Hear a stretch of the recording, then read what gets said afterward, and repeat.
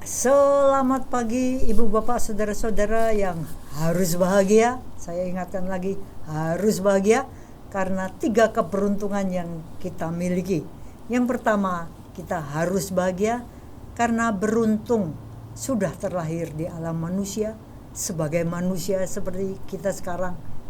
Yang kedua, kita harus bahagia karena dalam perjalanan kehidupan kita beruntung mengenal Dhamma, ajaran kebenaran sebagaimana diajarkan oleh guru agung kita, The Buddha. Dan yang ketiga, harus bahagia karena masih hidup. Berarti apa? Masih punya kesempatan untuk mengisi sisa hidup ini dengan hal-hal yang bermanfaat untuk kita bawa pindah alam. Terimalah salam Dhamma dan Namo Buddhaya. Ibu bapak saudara-saudara, terasa atau tidak terasa kita sudah sampai di akhir tahun 2023. Bulan Desember ini segera akan anicca, mati, dan langsung Januari lahir. 2023 sudah anicca, mati, dan langsung 2024 lahir. Seperti itu juga kehidupan kita, silih berganti, gedebak-gedebuk di alam samsara ini. Nah, berada di studio di akhir Desember ini, seperti biasa saya ditemani oleh sahabat dhamma saya, Dr. Susan. Itu kata dokter itu harus saya pakai supaya agak kentara sekali bagaimana Atta itu berperan gitu ya. Dan seperti biasa yang ganteng ini Adianto yang selalu menobatkan dirinya sebagai moderator. Kata Bu Susan sebenarnya narasumbernya itu harusnya yang paling ganteng ini. Beda sendiri. Tapi gimana nih omong-omong di akhir tahun ini? Ya, topik akhir tahun ini karena identik dengan old and new. Kalau dihubungkan dengan kehidupan, orang bilang kalau dalam keadaan dia mengalami penderitaan atau kesusahan di sepanjang tahun 2023, artinya kalau dia berada di Desember ini, kok saya masih bisa hidup ya? Artinya, atau dia punya pandangan penderitaan saya selama 2023 sampai di akhir ini kok saya masih hidup ya? Tiba-tiba sudah di ujung 2024. Ada harapan atau? Bisa dua-duanya. Ada harapan, artinya saya bisa bertahan menghadapi tahun 2024. Tapi kalau dalam keadaan sakit, ternyata sakitnya masih terus berlanjut di 2024, ya artinya penderitaan masih harus dialami sepanjang memulai sesuatu yang baru, tapi yang lamanya masih ke bawah. Saya pikir jadi menarik kalau kita sehubungan dengan itu kita bahas tentang sesuatu yang katanya sebagian besar orang bilang tabu ini dibahas ini, meninggal dan ditinggalkan. Tapi kita mau fokus yang meninggalkan. Maksudnya meninggal atau mati. Karena ya kan saya terus ini maksudnya urutannya gitu ya. Ya, baik. Kita yang ditinggalkan. Harusnya saya lihat ke depan supaya saya jadi cermin ya. Bahwa saya jangan-jangan Januari batas akhir saya gitu ya. Jadi menarik ini, kehidupan sepanjang tahun kita masih berada, masih bernafas, artinya masih hidup. Tapi kalau seandainya pindah tahun 2024 yang namanya Adianto mungkin sudah tiba-tiba tiada, atau nanti bulan ini 2024 tiada, khususan jadi pertanyaan 2023 ini saya selesaikan kehidupannya dengan baik atau tidak. Jadi saya pikir topiknya lebih baik kita angkat tentang kematian ya. Supaya tahun depan kalau kita bisa lewat, artinya saya pastikan saya hidup, supaya kalau 2024 berakhir atau di masa 2024 saya harus meninggal, saya meninggal dengan baik. Jadi topik kita, mari kita bahas tentang meninggal, atau yang kata orang halusnya meninggal, tapi langsung aja to the point, kematian. Ya, ini dari kata itu Pak Adi, saya kadang-kadang merasa geli ya, karena kita ini sebagai manusia itu sebenarnya banyak pengecutnya kalau melihat kenyataan gitu. Jadi kalau ngomong Kematian meninggal lebih enak gitu ya. lebih enak gitu. Tapi kok saya rasanya belum pernah dengar kata kemeninggalan tuh, nggak pernah ada loh, masih kematian loh. Tapi kata mati itu sepertinya tabu seperti kata Pak Adi. Iya. Jadi mungkin ada baiknya satu hal itu aja kita renungkan. Sebenarnya kita ini seberapa toh mengerti dan mau menerima dan gagah menatap yang namanya mati itu.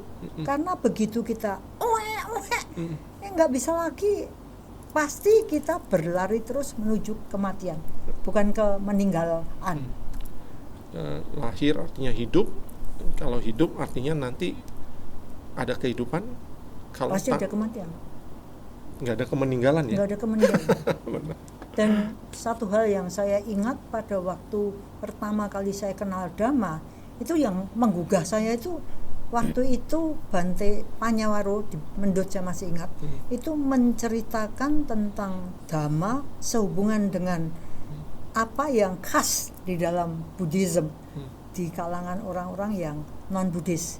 Itu bagi saya yang awal-awal jadi kenal Buddhism, itu terperangah juga waktu Bante Panya mengatakan bahwa kematian itu sebenarnya ada di setiap momen kehidupan. Itu saya mikir, kok saya tidak pernah ya mikir gitu.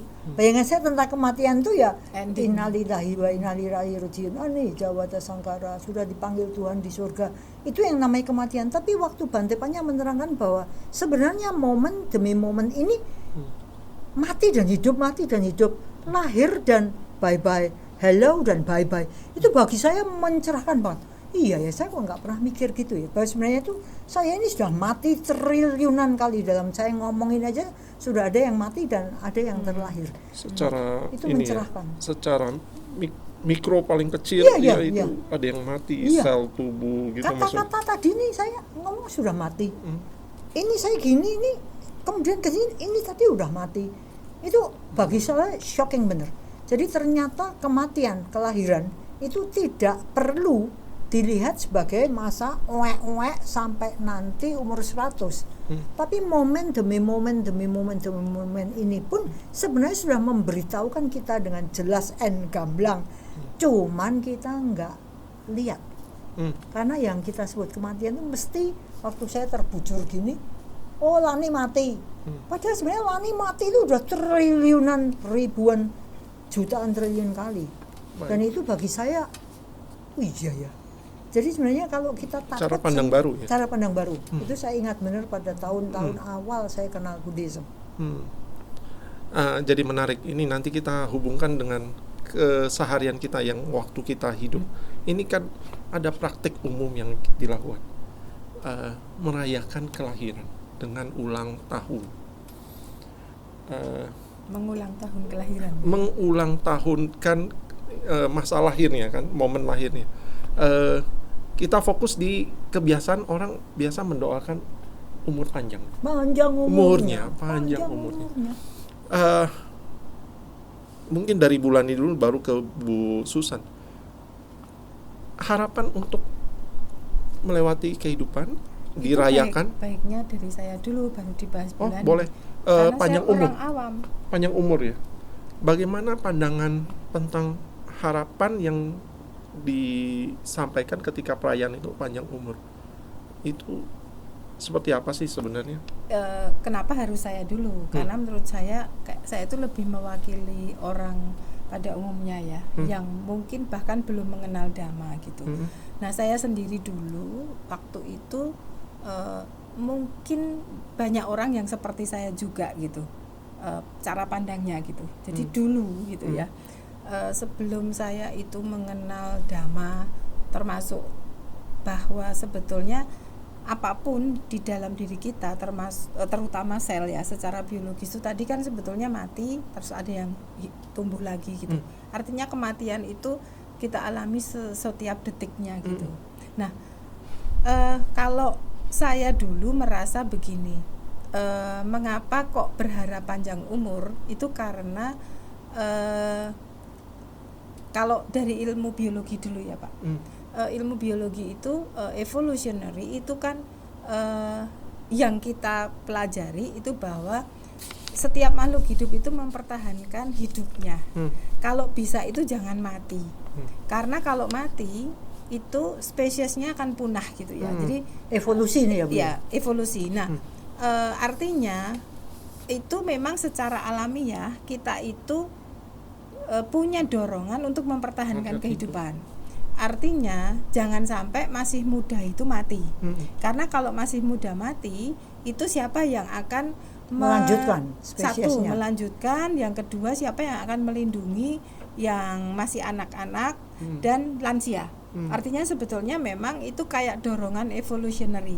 Sehingga kalau menurut teori biologi evolutionary, ya orang itu tuh memang secara nggak sadar itu secara biologis memang nggak pengen mati, Mempertahankan hidupnya lebih panjang. hidup lebih panjang tadi untuk memperbanyak keturunan dan untuk melindungi. Nah itu secara alamiah begitu. Tetapi sekarang kita bicara secara psikologis. Toh maksud saya anjing juga kayak gitu. Tapi anjing nggak takut mati toh. Maksudnya kita ini kan sama, anjing, monyet, harimau, itu kan sama dengan manusia. Artinya mereka itu secara alamiah itu memang bertahan untuk hidup. Tetapi mereka itu nggak ada rasa ketakutan untuk mati gitu loh. Nah kenapa kok manusia itu yang takut mati itu? Karena manusia itu punya bahasa, punya neokorteks yang lebih berfungsi, sehingga manusia itu bisa berimajinasi, manusia itu bisa berkhayal, manusia itu bisa berandai-andai. Yang namanya binatang tuh nggak akan pernah bisa berandai-andai, dia itu instingtif banget gitu. Kalau saatnya mati ya mati. Misalnya anjing yang lansia, dia nggak akan berjuang untuk hidup sebetulnya. Ya dia sudah tahu kalau saya ini menjadi beban spesies saya. Jadi itu kayak gajah itu terus betul, menyendiri, ya. Dia memang secara insting supaya memisahkan diri, nggak menyusahkan kelompoknya. Ya emang dasarnya saya mati, dan kalau mati itu lebih baik ya saya nggak ngerepotin.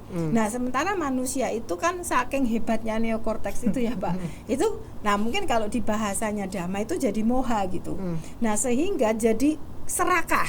Saya itu bahkan sampai tua yang harusnya tahu diri mati kayak gajah itu nggak mau. Karena dorongan untuk hidupnya itu dipertahankan terus. Itu satu. Kalau kita mau bicara evolutionary plus kita itu punya kemampuan imajinasi. Nah yang kedua, kalau saya sendiri itu dulu itu gini Pak, saya itu merasa apa yang saya dapatkan di dunia ini tuh belum cukup. Saya merasa belum cukup mendapatkan sesuatu. Yang kedua, saya sendiri merasa selalu menunda berbuat baik. Jadi saya itu merasa kalau saya mati sekarang, itu perbuatan-perbuatan yang harus saya selesaikan itu belum selesai. Ada penyesalan berarti. Takut karena saya belum menyelesaikan banyak hal. Nah, padahal kalau di ajaran agama Kristiani itu kan juga ada ya, menyiapkan lampu. Kalau mempelai datang, kita tuh minyaknya itu masih sehingga lampu itu menyala, lalu kita bisa menyambut sang mempelai, lalu mengantarkan. Itu kan sebetulnya minyak itu adalah, kalau kita bicara Dhamma, yaitu perbuatan baik yang kamu lakukan terus-menerus sehingga obormu itu selalu menyala. Nah sehingga kalau mempelai ini kematian sebetulnya. Kalau datang, obormu itu bisa membawamu mengantarkan mempelainya itu. Nah itu kan ada sebetulnya di kitab sucinya orang Kristen. Saya juga belajar itu. Tetapi saya sendiri dalam prakteknya itu merasa mau berbuat baik atau mau menyelesaikan sesuatu tuh entar gitu. Nah sehingga kalau saya itu sekarang mati itu kayaknya banyak tugas saya itu yang belum saya selesaikan. Minyaknya belum tentu cukup nih. Ya maksudnya itu. Jadi saya tuh kayak belum ngumpulin minyak, sehingga jangan mati sekarang gitu ya. Mempelainya jangan datang sekarang. Intinya gitu. Kan kita tuh harus mempersiapkan mempelainya kalau di ajaran Kristiani. Nah, mempelai itu kan kematian.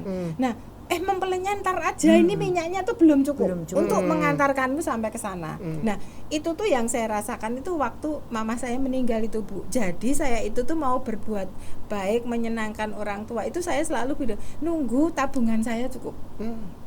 Artinya gini loh, saya tuh mau ngajak mama saya kemana-mana itu kan butuh duit. Nah, padahal menyenangkan orang lain kan nggak harus selalu pakai duit. Nah, waktu mama saya meninggal, saya sebelum meninggal saya betul-betul kayak bahasa Jawa gondeli apa ya Bu, bahasa Indonesianya.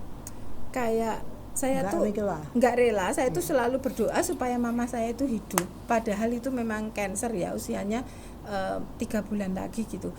Kami semua satu rumah itu bersikeras mendoakan usaha apapun supaya beliaunya hidup dan lupa mempersiapkan kematian beliau secara lebih benar. Itu kan egois. Nah, itu artinya apa? Saya itu ngerasain gini, Bu. Itu kan saya ditinggal. Nggak rela. Sama, sebetulnya kalau saya mati, saya itu merasa banyak hal itu belum saya lakukan. Nah, itu belum lagi berkaitan dengan surga dan neraka ya, Bu. Ini tadi kan cuman belum banyak hal yang saya lakukan. Yang terakhir ini kan berkaitan kalau di agama-agama Kristiani itu kan masuk surga atau masuk neraka. Nah, saya itu merasa belum punya bekal untuk masuk surga. Jadi takut mati. Jadi ada banyak keserakahan ya. Satu, saya jadi nggak sadar diri bahwa lansia itu mati. Harusnya yang bertahan hidup itu yang muda supaya bisa melindungi. Ini yang dilupakan oleh manusia. Yang kedua, itu saya selalu menunda hal-hal yang saya kerjakan tidak segera ya untuk saya lakukan, sehingga saya merasa belum kurang ya. Dan saya merasa bahwa hal yang harus saya ambil ini belum cukup. Dan yang terakhir kalau kita di agama lain itu kan mengenal surga, neraka. Nah, sehingga ketakutan untuk masuk ke neraka itu gitu. Nah, itu yang saya alami. Nah, ini mungkin bisa dijelaskan dengan Dhamma ya. Ini kan satu, saya menggabungkan antara sains dengan pengalaman saya sebagai orang awam Buddhism ya. Maksudnya belum mengenal Dhamma, itu yang saya takutkan gitu.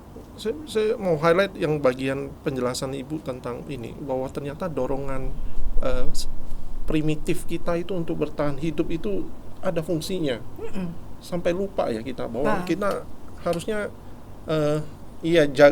kenapa harus makan, kenapa harus jaga kesehatan, karena ada fungsi dasar bahwa kita nih ada tugas-tugas yang harus diselesaikan. Keren ya itu. Ya, tapi terus lupa diri Pak. Gajah aja karena bisa. Karena itu tadi yang Ibu bilang. Menciptakan ini kan kemampuan ini kan daya pikir gitu. Yang menarik lagi yang tadi mempelai kematian. Iya, kematian ya. Istilahnya mempelai kan kalau di kehidupan duniawi kayaknya pasti asik tuh masuk kamar manten. Ini artinya kalau dijemput mempelai bisa ke neraka atau surga. Jadi agak ilustrasinya dan obornya kan. Kalau mati ya nggak nyampe ngantar mempelainya. Biasanya kalau kata mempelai artinya ke kamar pengantin. Ini bisa ke neraka atau surga. Artinya obornya itu nggak nyala gitu, Bu. Ilustrasinya menarik. Nah, Bu Ulani tadi sehubungan dengan itu, ternyata ada fungsi dasar kalau kita itu hidup. Kalau dibalikkan ke dalam kehidupan sekarang ini, orang doain umur panjang, supaya fungsi dasar kehidupan ini berjalan nih. Kita bisa survive di hidup, berfungsi. Nah yang saya merasa ada sesuatu yang sangat menarik dalam ajaran Buddha adalah bahwa sebenarnya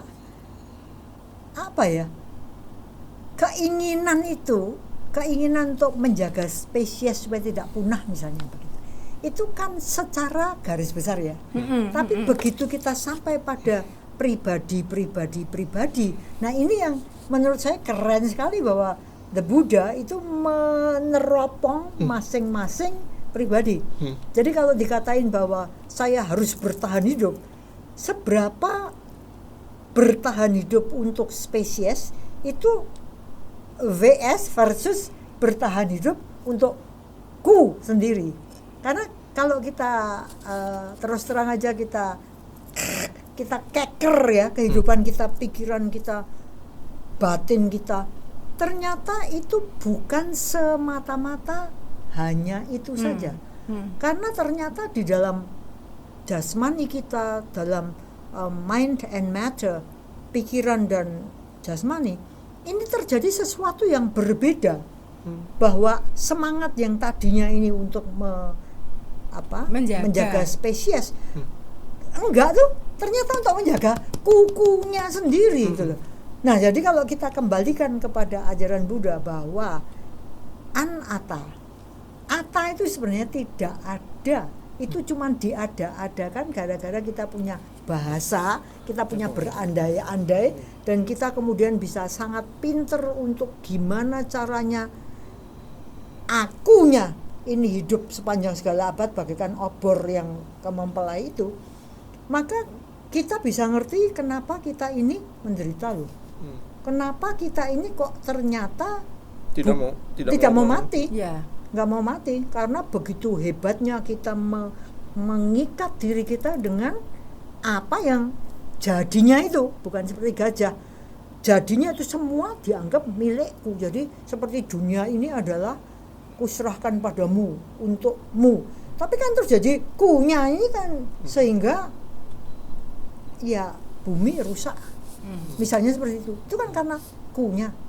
Kemudian bisa terjadi bahwa masing-masing dari kita ini di dalam nanti mati itu ternyata bukan bahagia loh. Enggak loh. Tadi kalau kelihatannya kan untuk spesies itu kan kelihatan mulia gitu ya. Tapi ternyata enggak tuh. Karena kecampur dengan konsep kunya, aku harus panjang umur karena mempertahankan ku yang belum selesai mungkin ya. Itu kan jadi makanya anatta itu kan sulit ya. Itu kan memang sangat-sangat ajarannya sangat dalam, sehingga kalau saya pikir kita harus benar-benar serius untuk mempelajari dan melihat ke dalam diri sampai di mana toh kunya ini loh, atta ini yang kita pertahankan ini. Karena kalau kita nggak sadar, maka atta inilah yang menciptakan banyak penderitaan yang aneh-aneh itu. Contohnya apa Bu? Anehnya kalau kalau sudah harusnya punya kesadaran, ini kita ngomong nggak punya kesadaran. Ini udah mungkin tua, sudah fisik sudah lemah, sudah sewajarnya berpikir seperti yang ideal tadi. Oh, aku sudah, tugasku sudah selesai sebagai spesies. Nggak pernah selesai tuh karena kurang. Karena kunya itu kurang kok. Selalu kurang kok. Saya itu mau yang menyenangkan. Tapi nggak mau yang tidak menyenangkan. Itu kan sudah amat sangat berbeda dari dunia binatang. Kalau saya tadi dengerin Bu Susan, iya benar loh, dunia binatang tuh nggak aneh-aneh seperti kita loh. Kita ini kan, dan ini toh Bu, dia menyadari nggak ada post power syndrome. Iya. Jadi dia menyadari ini saatnya pergantian generasi gitu loh. Jadi yang namanya pemimpin itu ya, si pejantan itu selalu ganti. Mereka itu sadar diri bahwa sudah saatnya itu dipimpin yang lain. Nah, karena kesadaran itulah maka spesies itu terjaga. Bayangin kalau yang tua ini nggak mau ngalah, dia mimpin, dia nggak bisa melindungi toh, yang lain ini mati gitu. Nah, binatang itu tuh ya kita ngomong dia nggak punya pikiran, tetapi justru instingnya itu tuh bener-bener menjaga alam ini seimbang gitu. Sementara manusia itu nggak pakai insting lagi gitu kan, nggak gitu pakai insting, tetapi justru fantasi manusia, imajinasi manusia itu kalau di Dhamma mungkin jadi keinginan itu Bu. Jadi bukan kebutuhan lagi, tapi keinginan. Nah kalau kebutuhan kan sekarang saya sudah nggak butuh hidup. Binatang itu kan sudah ngerti, saya itu butuhnya segera mati supaya enggak membebani, itu kan need. Sementara kalau manusia sebetulnya tubuhnya butuh mati, tapi karena saya punya neokorteks, punya imajinasi, keinginan saya untuk hidup, makanya ada istilah post power syndrome Bu, karena manusia itu ingin mempertahankan yang sudah dia miliki kan. Itu kalau dari saya ya. Jadi intinya kalau Bulani tadi mengatakan justru pada binatang itu mempertahankan spesies itu nggak jadi ke aku, dia benar-benar gitu. Tapi kalau pada manusia mempertahankan spesies itu baliknya tuh jadi ke aku gitu. jadi ingin apa ya, mempertahankan segala sesuatu itu untukku. Kalau dipikir sekarang bagaimana monopoli dalam Ya. ekonomi, kita menghancurkan sumber daya alam, itu kan bukan untuk spesies manusia. Kan dah konyol banget itu. Kalau namanya binatang, kalau diomong tidak punya pikiran, itu kan karena kita tidak ngerti binatang. Ya. Tapi kalau kita lihat dari konsep Dhamma, semuanya itu matter and mind. Jadi binatang itu ya punya mind, cuman kita nggak tahu aja mindnya dia seperti apa. Kita menganggap binatang itu rendah. Apa iya? Dalam banyak hal tuh kelihatannya kita Justru bisa jadi iya. guru Iya kan? kita untuk lihat Guru kita. bagaimana menjalankan kehidupan. Betul. Dan nggak ada yang takut mati loh binatang itu. Menarik. Iya. Nah, kita itu takut mati ya Pak? Iya. Kok bisa ya? Ya, nah makanya tadi saya mau angkat sedikit lagi yang tadi ketakutannya terbentuk seperti apa tuh? Kalau saya sampai pernah dengar ada yang mau menjemata aja takut. Ini tiba-tiba nanti saya nggak bangun lagi, ini padahal cuman pilek ya, ciu, ayo bersihin, tiba-tiba dia udah ini, aku nggak mau menjemata nih, jangan-jangan ini waktuku gitu ya. Ada malah Itu yang menarik, malah ada tidak sempat berpikir sesuatu yang baik. malah kekhawatiran. Iya. Kan Di saya Milinda Pandha itu ada satu pertanyaan Raja Milinda yang diterangkan oleh Bhikkhu Nagasena yang menarik sekali, karena di situ dikatakan bahwa kalau kita ini menjalankan kehidupan dengan baik, menjaga sila, tidak membunuh, tidak mencuri, tidak asusila, tidak berkata yang enggak benar, dan tidak mabuk-mabukan, kegilaan-kegilaan itu ditambah dengan hidup sederhana dan sebagainya, maka jalan kita ini kelihatannya akan lurus sehingga tidak memunculkan ketakutan akan kematian karena cukup berbuat baik. Nah, perbuatan baik ini kalau saya bayangkan kok seperti kita celengan ya. Ya tadi seperti minyak ya. Jadi kita tuh merasa kaya gitu loh. Kalau sekarang ini kan orang merasa kaya itu kan duit. Kalau sudah, lah itu kalau saya pikir iya ya. Kita lihat ya sekitar yang dicari itu kan mesti materi duniawi tuh. Saya nggak pernah tuh kagum sama Bu Susan karena dia itu orangnya baik hati, enggak tuh. Saya kagum sama Bu Susan karena dokter ya. Status ya Bu. Status atau karena kacamatanya itu mentereng ya. Jadi hal-hal yang sebenarnya kalau dibawa mati itu nggak bisa gitu. Nggak dibawa. Nggak dibawa. Nah ini aja udah menunjukkan bahwa kita ini hidup di cara hidup yang salah loh. Seandainya orang itu banyak berbuat baik sehingga pesangon matinya cukup, saya kira kok ada rasa done what had to be done gitu. Sudah kulakukan apa yang harus kulakukan. Makanya ada finished business. Sudah ada urusannya, sudah selesai. Enggak lagi unfinished business. Nah, kalau yang menarik lagi tuh masalah Atta ya Bu ya. Saya sendiri tuh dulu itu sering merasa sangat hebat gitu. Artinya gini, ini bukan takut mati, tapi itu bisa kita analogikan takut mati. Jadi saya tuh dulu sampai diomongin sama temenku, dunia itu tetap berputar loh tanpa kamu. Jadi saya tuh terlalu mengkhawatirkan kalau saya nggak di situ gimana. Misal gini, ini belum mati, tapi maksudnya sama dengan takut kematian. Jadi misalnya gini, saya ada di satu tim gitu, terus saya mau dipindahkan ke unit lain. Saya itu sangat nggak mau meninggalkan dan mengkhawatirkan kalau nggak ada saya mati sepertinya kan. Ini gimana gitu. Nah sehingga kayak selalu konflik batin kalau mau dipindahkan gitu. Nah lalu tuh sampai mungkin teman saya tuh mau ngomong kasar tapi nggak enak ya. Apa kamu itu superwoman ya? Artinya hanya kamu po yang paling pintar di dunia ini. Sehingga tuh kok kamu itu meninggalkan itu tuh kayak kalau nggak ada kamu itu pasti jelek. Nah artinya apa? Temanku tuh cuman bilang gini, Bu, dunia itu tetap berputar. Mbok Bu Susan mati, dunia itu tetap berputar. Entah sama persis seperti waktu Bu Susan hidup atau berbeda, tetapi itu nggak kiamat. Nah itu tuh saya disadarkan bahwa oh iya ya. Nah mungkin ya Bu, orang takut mati itu kayak gitu. Tanpa saya itu bisa juga itu yang Bulani sebut Atta.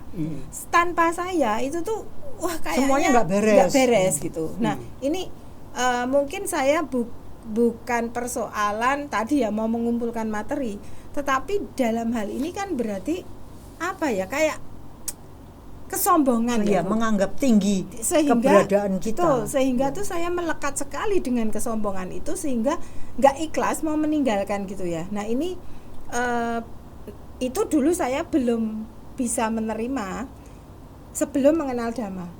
Ya berputar tapi kan jelek, iseng gaya toh Bu. Nah tapi setelah saya mengenal Dhamma dan Bulani itu ngomong, semua orang itu punya karmanya sendiri. Jadi kalau Bu Susan nggak di situ dan di situ itu terjadinya buruk, ya itu bukan karena Bu Susan. Semua orang itu membawa karmanya sendiri. Saya itu lalu jadi semakin diingatkan berarti aku sombong ya. Seolah-olah tanpa aku itu baik, padahal nek menurut ajaran Dhamma nggak ada tanpa kamu, tanpa ini, semuanya itu sesuai karmanya sendiri.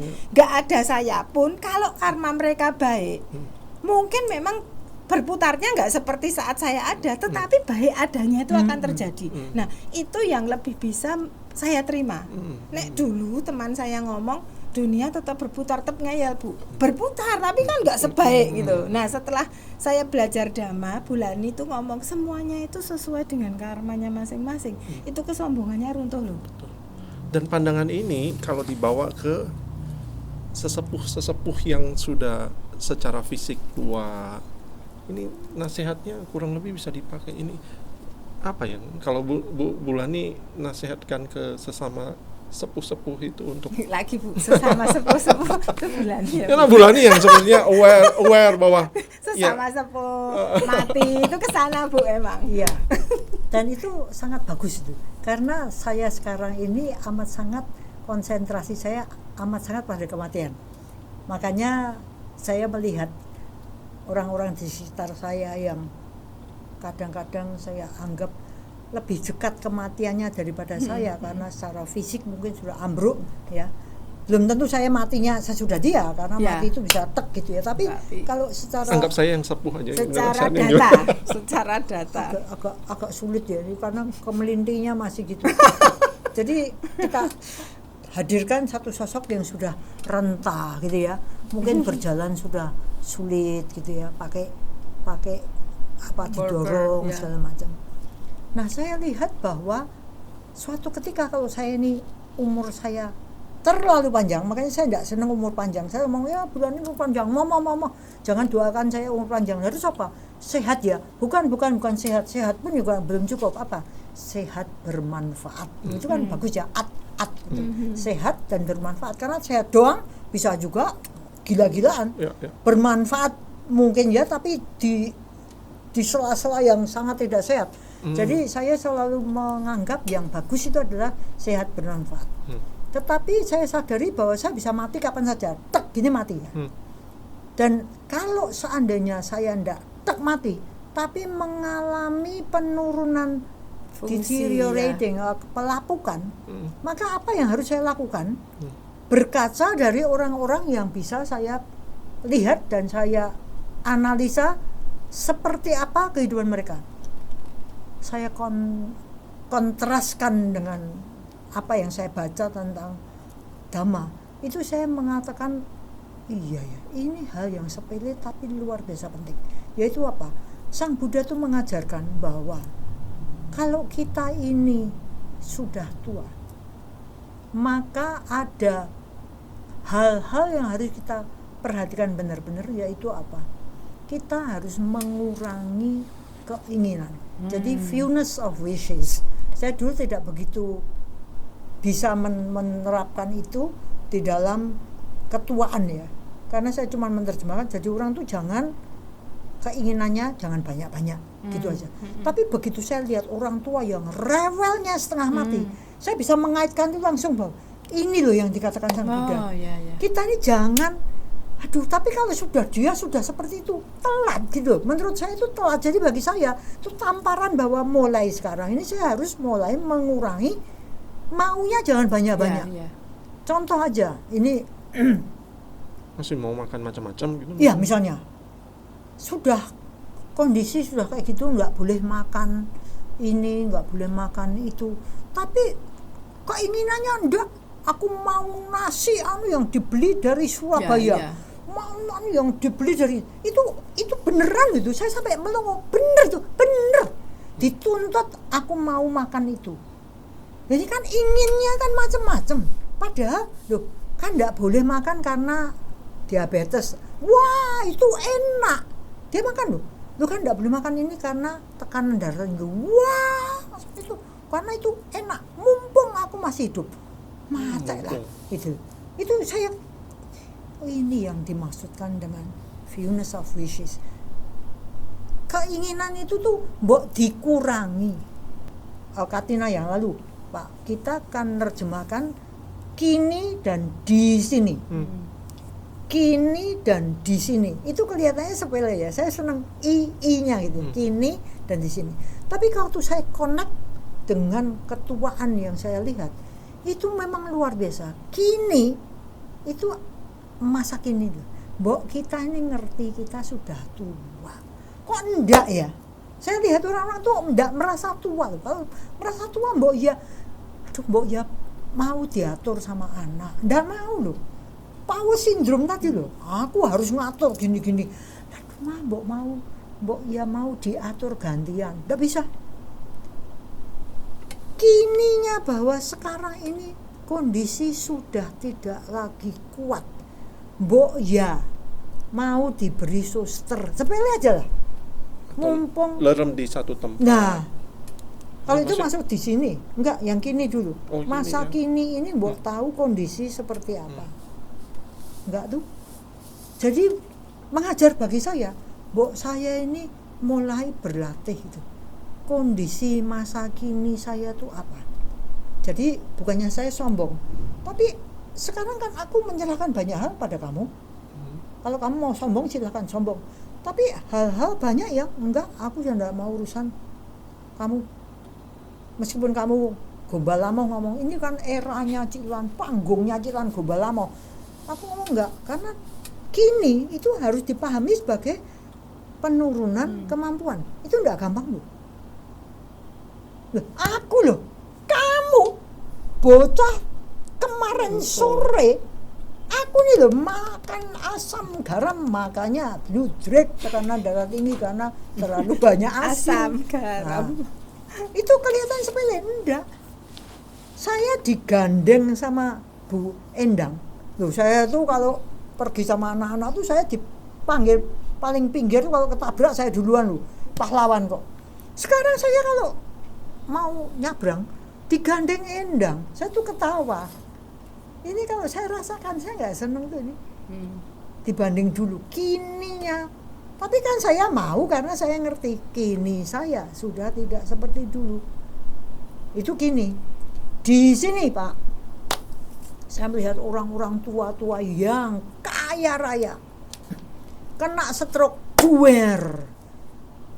Di sininya mereka nggak bisa loh, karena nggak bisa pergi mana-mana.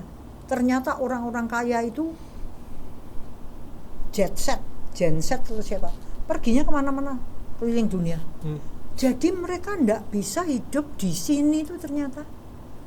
Begitu kena stroke, stresnya tuh, aku tidak bisa kemana-mana tuh, aku ndak bisa ke luar negeri, padahal semua duit, semua tiket sudah dibeli. Jadi ternyata di sini itu nggak gampang. Makanya kalau kita ini sudah makin tua, menurut saya nomor satu adalah mengerti aku tidak seperti yang dulu. Jadi mulailah menata supaya fullness of wishes itu benar-benar terjadi. Aku enggak boleh macam-macam. Nah, celakanya anak-anak orang tua yang punya duit seringkali malahan, kalau menurut saya ini salah besar. Orang tuanya tuh dibikin supaya kepenginannya tuh apa saja anaknya ini mau menutupi. Dan salah tuh. Karena nafsu keinginan itu tuh tidak berbatas sih. Ayo misalnya saya punya anak, anaknya ngomong, "Bu, mau kemana?" Ke ujung dia pun, ke ujung dunia pun aku bayarin. Nah, kepiye? Tapi dia merasa aku sebagai anak yang berbalas budi. Tapi iya itu maksudnya itu memang banyak. Maksudnya sekarang itu bukan hanya sekarang ya, sejak dulu balas budi itu artinya memanjakan orang tua gitu. tanpa kita sadar bahwa itu tuh membuat orang tua itu nggak siap mati. Berangsang, iya. Ya, maksudnya kita tuh sebetulnya apa ya, mendorong ke jurang tapi nggak sadar gitu loh. Dan bangga, Nah, mendorong ke jurang tapi bangga. Aku melakukan kebaikan tugasku, tuh. kebaikan, balas budi. Padahal itu mendorong orang tua untuk ke jurang. Kenapa? Karena dia sulit melihat kini, Betul. Dan dan di dia sini sulit melihat di sini. Pengen nanya ke sana kemari. Jadi montang-manting pikiran dibikin kacau balau, dan si anak merasa aku anak yang baik, kemanapun kamu mau akan ku antarkan. Nah kan makin lama orang tua ini bukannya makin lerem, Betul. makin keinginannya nggak keruan. Ini loh, kadang-kadang dan saya pikir dulu waktu anaknya itu belum sukses, mungkin dia juga bukan orang sukses toh, nggak bisa kemana-mana. Sekarang anaknya sukses, malah dulu tuh sebenarnya nggak punya keinginan karena saya nggak punya. Begitu anaknya sukses, kan mau kemana aja disponsori nih. mampu. Justru yang dulunya nggak punya keinginan, jadi keinginannya gede banget kan Pak. Kayak misalnya kayak wah ternyata itu menyenangkan gitu loh. Jadi kayak sehingga orang itu nggak sadar diri bahwa sudah saatnya tidak melakukan hal-hal itu, meskipun dulu saya belum sempat. Tetapi kan nggak perlu disempatkan juga. Tapi kan orang jadi mikirnya sekarang mumpung sempat gitu loh Pak. Ada pandangan umum yang saya lihat, kenapa banyak anak-anak terhadap orang tua yang seperti yang diceritakan Bulani itu memenuhi keinginan, terjebak di guilty. Ada kekhawatiran, Rasa bersalah. ini aku bisa kok, cuman kok gitu-gitu amat. Biasa terjebak dengan apa, pandangan pihak Pandangan luar, salah, pandangan pihak, salah. ya apa? Bahwa misalnya aja kalau kita benar-benar melihat ke dalam diri ya, maka introspeksi itu penting sekali. Bagaimana kita tuh jujur menelaah bagaimana pikiran berjalan, bagaimana kehendak kita ini berjalan, itu akan kita lihat bahwa sebenarnya di dalam memanjakan orang tua seperti itu yang dia cari sebenarnya bukan baktinya, tapi wahnya itu. Di pandangan luar dianggap, wih anak itu berbakti. Mereka tidak ngerti bahwa sebenarnya tugasnya anak itu mengantar orang tua untuk mati dengan baik gitu. Makanya saya ketarik sama kisahnya Bu Susan bahwa apa tadi Bu? Ya jadi karena saya merasa nggak mau mati, nggak boleh mati, sampai jadi lupa menyiapkan mamah saya untuk mati dengan baik. Jadi malah semuanya itu sebetulnya didorong oleh kecemasan sendiri. Ya, gitu. dan lagi itu untuk kepentingan Atta itu tadi loh. Jadi menarik sekali. Atta itu luar biasa menarik. Dan mungkin kalau saya nggak mengenal Dhamma, saya nggak begitu menyesal karena saya nggak sadar bahwa saya nggak menyiapkan kematian ibu saya dengan baik. Tapi justru setelah belajar Dhamma, saya jadi menyesali ya, meskipun orang itu harus move on. Kok goblok banget ya saya dulu. Menyesalnya kan gitu Pak. Kenapa kok bingung dengan diri saya sendiri? Kenapa tidak melihat dari bahwa ibu kepentingannya? saya itu harusnya saya siapkan untuk mati dengan bahagia. Tapi kan karena kami nggak happy mau ditinggal mati. Ya, jadi egois sebenarnya. Egois gitu. Ya. Tapi bahagia tadi itu terjebaknya yaitu kok orang tua saya kok kayaknya happy-nya kalau tadi bisa ke luar, bisa makan ini, bisa melakukan ini. Itu saya punya pengalaman yang boleh dibilang sombong gitu ya. Karena kalau dikatakan dalam Dhamma bahwa salah satu cara untuk membalas budi orang tua itu adalah membetulkan pola pikir. Itu saya lakukan dan saya merasa sukses. Karena mami saya itu amat sangat berubah sesudah saya ajarin Dhamma. Khususnya 2 poin, yaitu hukum karma dan reinkarnasi, bahwa kehidupan itu bukan cuma surga neraka, tapi 6 alam besar. Jadi kalau mami nggak hati-hati, mami maksudnya mau ke surga, salah, belum tentu bisa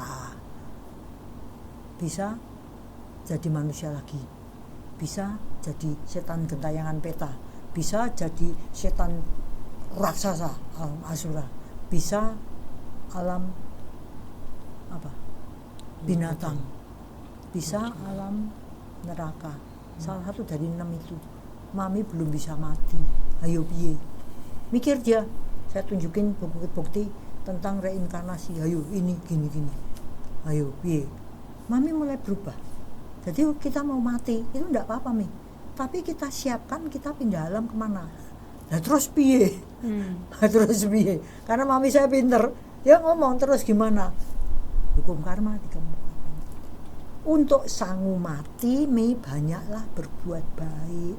Pintunya 3. Mental, pikiran, nanti diwujudkannya sama ucapan dan tindakan. Nomor 1 pikiran dulu. Ngono yo. Wah, Buddha ki berarti tinggi banget. Iya, tapi jelas enggak? Jelas. Nah, karena ada niat yang benar, maka perubahan itu menjadi sangat-sangat signifikan bahwa dia mulai memperbaiki kondisi mentalnya, kondisi caranya ngomong, kondisi banyak berbuat baik secara fisik, banyak. Dan saya lihat dia tidak takut mati dalam pengertian wis lumayan jalan saiki aku wis lumayan ya. Ya bagus. Meditasi. Piye carane? Wah, itu yang luar biasa. Itu kita tuh kan sebenarnya sangat tegang ya. Ketegangan itu kan tercermin dari banyak. Kalau saya ini tremor. Kalau saya tegang, tremor saya Tambah. memburuk. Mami itu tremornya sangat buruk sampai ke kepala. Sampai gini. Mami itu karena tegang. Ayo belajar meditasi. Piye carane? Mami saya itu luar biasa pinter. Dia ngerti bahwa dia goblok sehingga mau belajar. Kalau orang udah keminter kan, enggak penting. Dia ngomong selalu, piye carane? Ayo tak ajari. Dimulai dari 2 menit. Dan saya sudah bisa 10 menit, bisa setengah jam. Itu belum lama ya, mungkin sekitar 1/4 jam gitu. Itu sudah berhenti. Luar biasa. Jadi ternyata meditasi itu menenangkan, itu benar-benar betul. Jadi kalau saya amati, ayo mulai. Saya kan sering lihat mami gitu ya. Lanjut, lihat mami gitu. Suatu ketika, loh, kok enggak gerak ya? Saya lihat jam berapa. Tapi saya enggak ngomong dulu. Mungkin kebetulan aja. Saya sudah berkali-kali, akhirnya saya ngomong sama dia.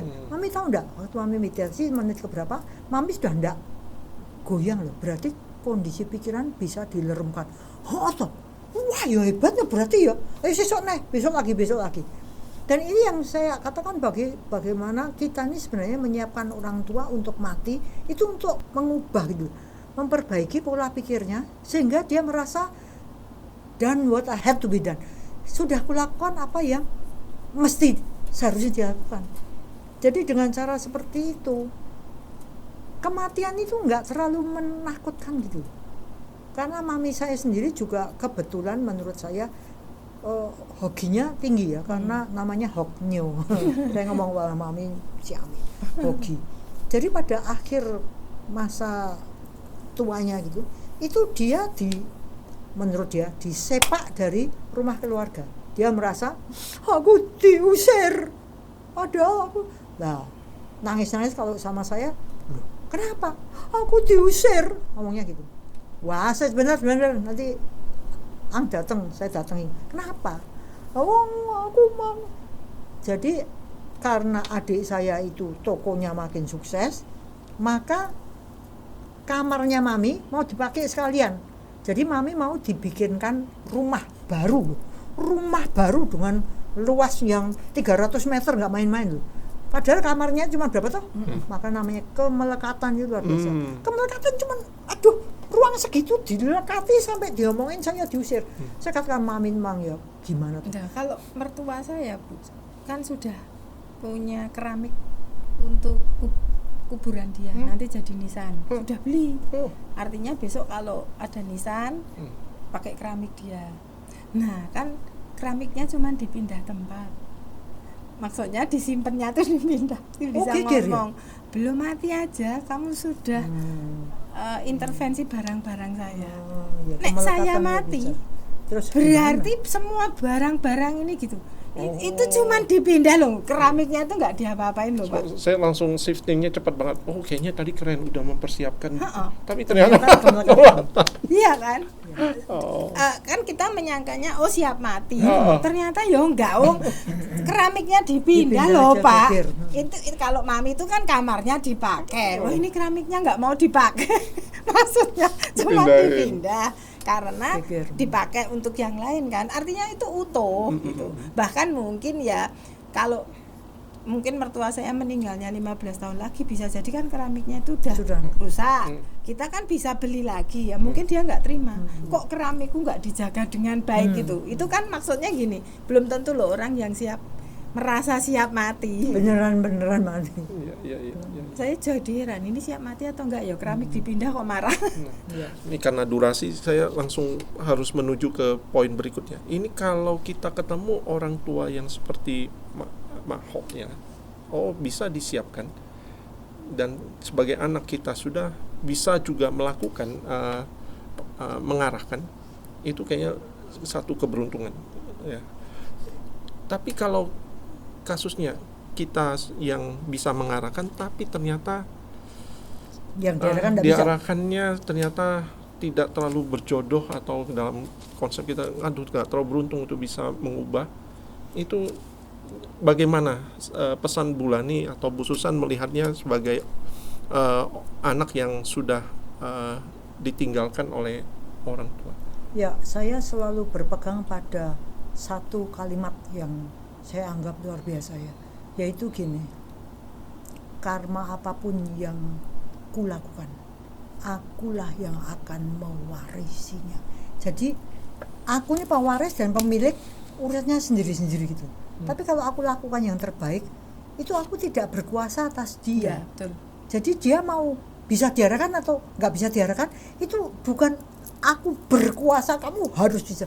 Meskipun saya pernah ngalami hal itu waktu saya pertama-tama kenal Dhamma tuh, semua orang mau saya ajarin Dhamma Mau supaya diubah. ini loh rahasia kehidupan. Orang ketemu. berubah gemes. Itu kan juga kebodohan gitu. Itu kan juga gini. Maka mari kita lakukan porsi kita sebaik-baiknya. Tapi kalau nggak bisa, ya sudah, kita harus terima, karena memang mengenal Dhamma pada waktu yang sesuai itu loh, perlu digarisbawahi. Pada waktu yang sesuai itulah berkah utama. Mungkin bukan waktu hidup ini dia kenal Dhamma, mungkin kehidupan sesudah lahir dia mati. lagi. Maka sesudah saya merenungkan hal-hal seperti itu, saya lerem. Ya udahlah, mari kita lakukan yang terbaik. Nggak ada penyesalan. Nggak ada penyesalan. Cuman tanda tanyanya Pak Adi, apa saya sendiri bisa mati dengan baik? Bu Susan, closingnya untuk pandangan Bu Susan sebagai anak, terus juga nanti juga akan pesan juga untuk saya yang akan menyusul, mungkin untuk kita yang muda-muda yang akan menyusul. Kayaknya belum tentu yang muda tuh belum akan mati sesudah yang Bukan tua. menyusul dari duluan malah ya, yang duluan atau menyusul ya, tepatnya begitu ya. Itu gimana Bu Susan sendiri? Ya kalau saya sendiri gini, saya setuju dengan Bu Lani bahwa kalau ingin orang lain itu berubah seperti yang saya harapkan, itu terlalu sombong gitu. Nah, justru saya sendiri itu pengalaman saya mendampingi juga. Kalau orang tua saya dulu kan saya terlalu egois ya, sehingga tidak mendampingi. Tetapi dua kakak saya ini kan saya betul-betul mendampingi, dan saya sudah mengenal Dhamma. Itu yang saya lakukan begini. Saya itu mengenal ajaran Dhamma itu salah satunya gini. Selain Bu Lani tadi mengatakan bahwa setiap orang itu adalah pewaris karmanya sendiri. Kalau ada orang itu yang tabungan karma buruknya itu banyak, yang hanya bisa mengubah dia itu orang yang betul-betul suci, baru bisa mengubah dia. Artinya kalau saya gemes mau mengubah orang lain, sesuci Sombong apakah banget. saya? Sombong banget. Mungkin tabungan karma buruk saya itu juga banyak, sehingga nggak ngefek gitu loh. Iya, Nah, benar. sehingga yang saya lakukan adalah ketika mendampingi dua kakak saya berusaha memberikan yang terbaik buat dia, termasuk misalnya ngajak kakak saya meditasi, lalu menyiapkan diri untuk ya diterima apapun kondisi tubuhmu. Jadi kini dan di sini, meskipun bahasa saya bukan kini dan di sini, dan kakak saya yang perempuan itu banyak bisa menyerap, Bu.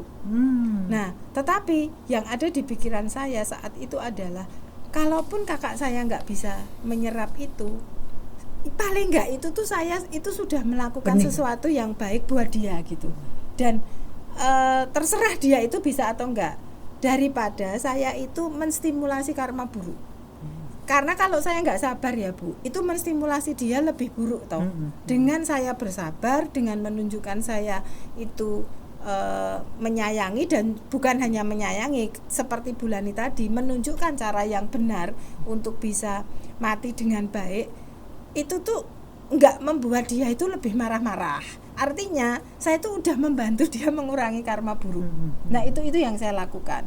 Artinya saya, kalau kesadaran saya bahwa saya tidak bisa mengubah dunia itu justru membuat saya itu menjadi tidak melekat pada atas saya, Pak. Saya itu bukan orang suci.